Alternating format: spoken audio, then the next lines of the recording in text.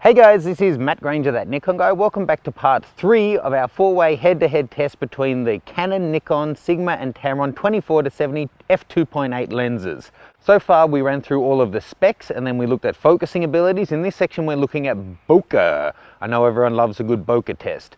Now, you buy a 2.8 lens for a couple of different reasons. One of them, for most people, is to be able to get some beautiful bokeh.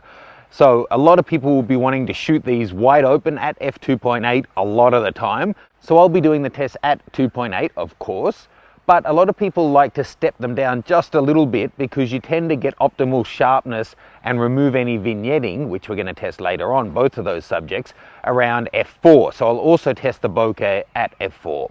Okay guys, for this bokeh test we're going to run all 4 of them, taking a close-up at 70mm at 2.8 of Marie, and then just show you what it can do to the blurred out background. Let's have a look at what we can do here. And chin up towards me like we taught. There we go. Okay, so there's the Canon. Now let's have a look at the Tamron. Okay, now on the Nikon, let's have a look at the 24-70 Sigma. You have to be tough if you want to be a model and survive in this game. No being cold. I'll report you to your manager and see that you never work in this town again. Yeah, I muhahaed you. And finally, this is the Nikon 24-70. Chin up. There we go.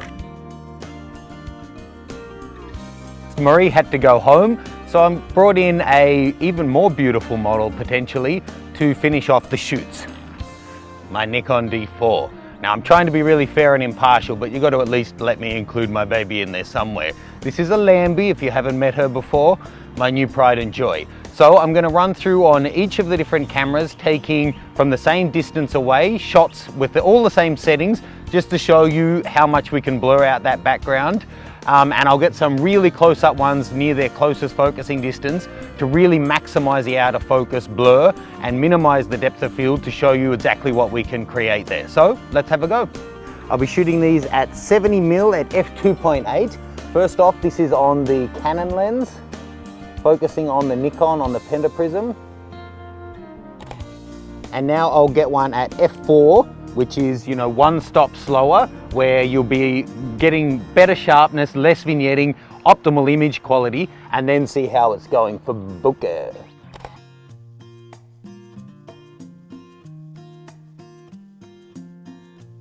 Okay, very nice. Now let's do the Tamron on the 5D.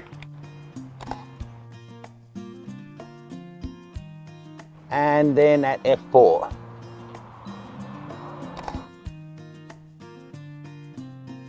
Here we are on the Sigma lens, f2.8, same shot.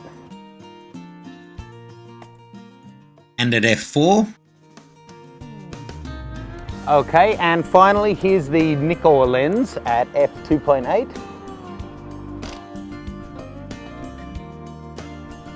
And at f4.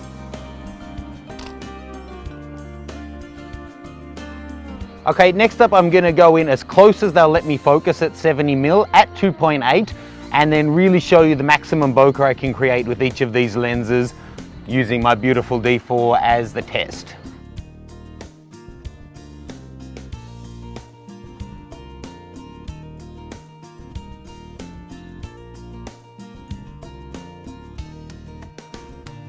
Okay, another little bokeh test here. Now the D4 is fast becoming an icon, but for this next test I thought we'd use a real icon. Here's a Zeiss Icon 35mm film camera. I'll be doing all of these again using the same testing position, same settings, 70mm 2.8.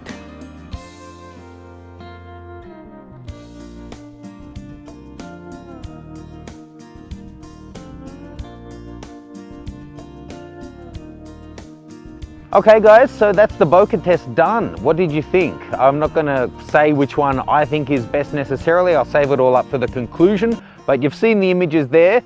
You know, it's an aesthetic thing at the end of the day. Which one you prefer can vary from person to person. It doesn't mean you're right or wrong. I'd love to hear your thoughts. Leave a comment below on which one you preferred, which one, you know, maybe your ranking from 1 to 4.